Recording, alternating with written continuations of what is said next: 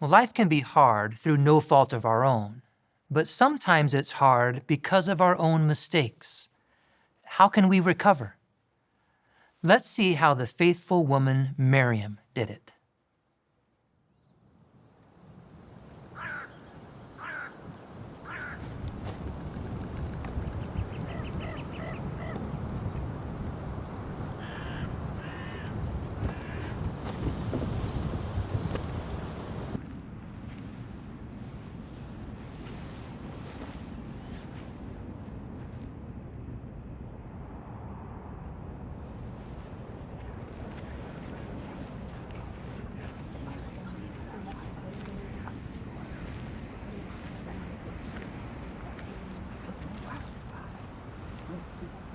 Discipline can be painful.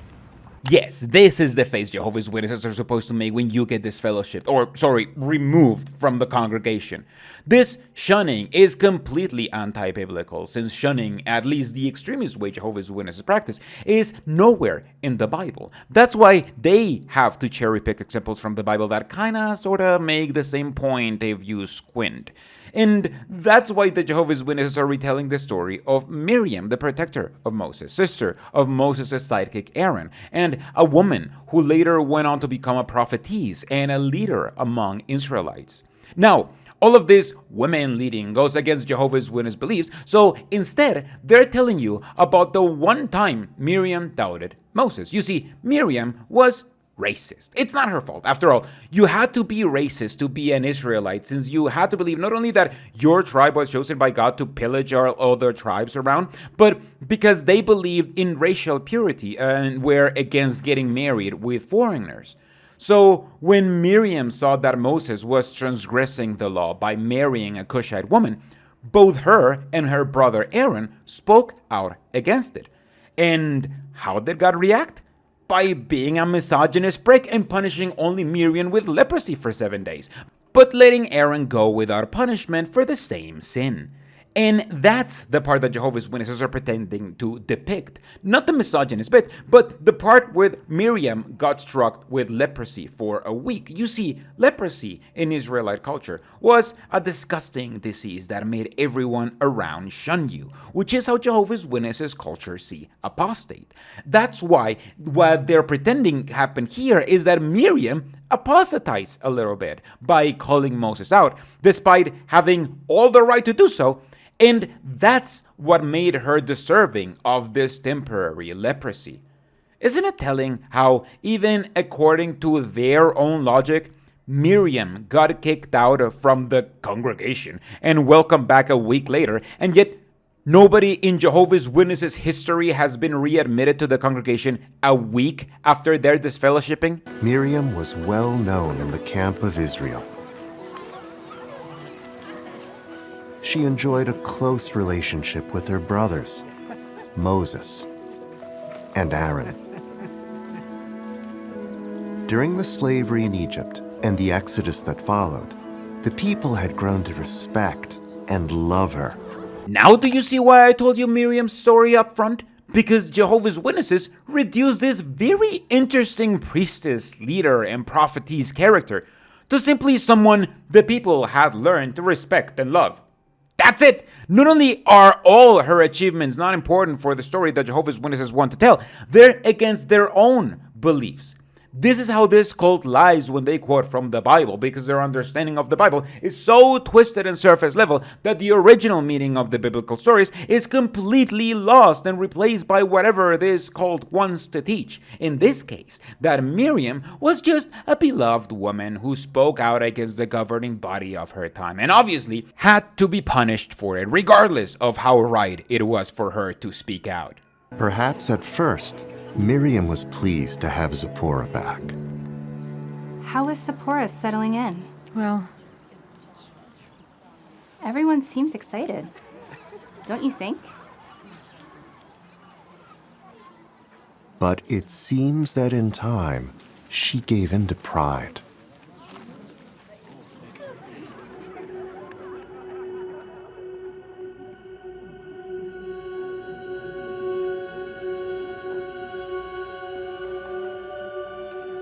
She might have felt threatened Thank you, Zipporah. thinking that Zipporah would replace her as the most prominent woman in the nation. No, it was because she was following the law and the law was racist, so she was racist. That's it. I used to remember when they at least pretended to know their Bible, but you literally cannot read this story and believe that Miriam was happy first and then got jealous, because that's not how the story goes. That's only Jehovah's Witnesses' version of the story, because that's how the story goes inside their culture, which is filled with petty jealousy. And not only are the Jehovah's Witnesses completely retelling this story to their liking, they are whitewashing the whole thing. Usually, I give them a pass because to me, Jewish people have never looked that different from other Caucasians. However, the whole point of the story, as I told you, is that Miriam was following this racist law. And it was very telling that Moses was marrying an outsider because he married a person that did not look like the other Israelites. He got together with a black woman. The Cushites are from the northern part of Africa, with the Bible itself placing them around areas of Nubia and Ethiopia. And especially back then, that meant that they were black, because those areas were inhabited by black people back then. But instead of picturing them accurately, Jehovah's Witnesses whitewash this whole thing because, remember, to them, this isn't even about race. So they just assign some 50-year-old wine aunt with blue eyes and full makeup this position of being this black lady, and then gave her a fresh set of clothes that had just been washed and ironed, just like this nomadic tribe would have done while living in the desert, and told us that this is what happened back then. Not a dispute based on Miriam and Aaron following racist laws that God made and Moses being the only one able to transgress them, but a story of Miriam getting all jelly because other women, and then doing what is forbidden to all Jehovah's Witnesses: negative talk. In any case, Miriam and Aaron engaged in negative talk. But she's a Cushite. Yeah, but she's his wife. Yes? But she's not one of us. Who knows how she influences him? At first, their talk focused on Zipporah, but it soon escalated into complaining about Moses himself. Look, the people need leadership, and they trust us. Miriam, Jehovah is leading the people. This is not only nowhere in the Bible, it goes against what happened in the Bible. In the story, Miriam and Aaron called out Moses for breaking the rules and for saying that Jehovah only spoke through him, when the three of them, Aaron, Miriam, and Moses, were prophets, proving that God spoke through the three of them. It wasn't about Jehovah always leading his people. It was about Moses solely leading God's people and having the right to disobey the law without consequences. Miriam, We are suffering out here. Maybe she's right. Some have questioned my brother. something has to be done. She says his Cushite wife is distracted. I just don't understand what Moses is doing. I'm tired of I this. think Jehovah's still We suffered in Egypt, and we're suffering I here. hear Miriam is worried. Maybe there's a better way. Miriam says we shouldn't trust She her. doesn't Do you think understand. Moses is still qualified to lead the nation? Does Moses know what he's doing? Maybe Jehovah wants us to do Why something. do we have to listen to Moses? I'm sure other people feel the He same. should have stayed in Egypt. And we're suffering here. A lot of frustration. Try to lead the nation. Why do we have to listen to Moses? Let's turn back. Maybe Jehovah wants us to do something. Is it only by Moses that Jehovah has spoken? Cool montage? Still not what happened in the Bible. This was a disagreement between three people. The Bible never says that Miriam started spreading rumors by herself to the other people outside of these three people. Miriam and Aaron went against Moses together and in person. This is all made up nonsense. It is not that way with my servant Moses. Face to face I speak to him, and the appearance of Jehovah is what he sees. Why, then, did you not fear to speak against my servant, against Moses?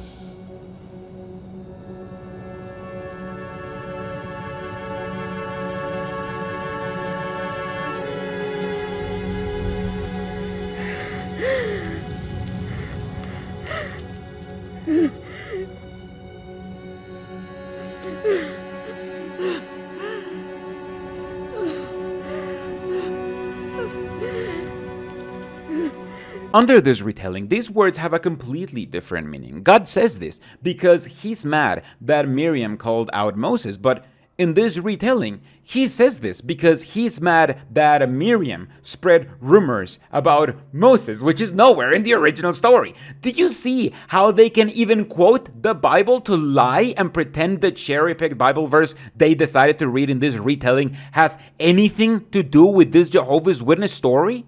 Let her be quarantined for 7 days. Afterward, she may be brought back.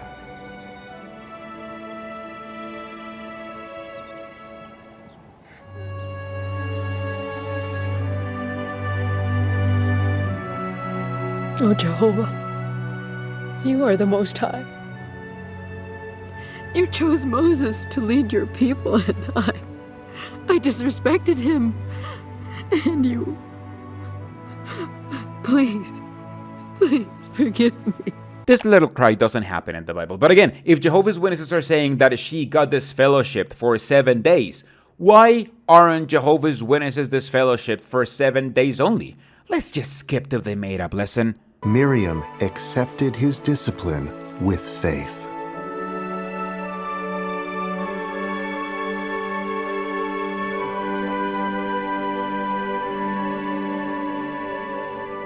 She was restored to God's favor and continued serving faithfully for decades.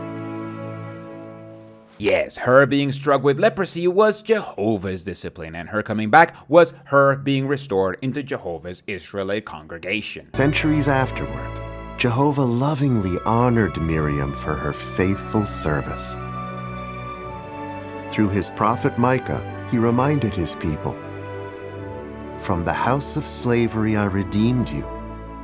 I sent before you Moses, Aaron, and Miriam." So Jehovah's Witnesses are pretending that this isn't here because Miriam was pretty much on equal footing with Aaron and in almost equal footing with Moses. No, this is here because Miriam humbly accepted that one time that Jehovah disfellowshipped her with leprosy for a week for spreading rumors about some women she was jealous of. Isn't the Bible filled with amazing made-up lessons? But that's all for now. If you want to see the full version of this JW broadcasting analysis, it's already up for Patreon and YouTube supporters. Otherwise, you can subscribe and turn on your notifications so you get reminded as soon as they're up so you don't miss them.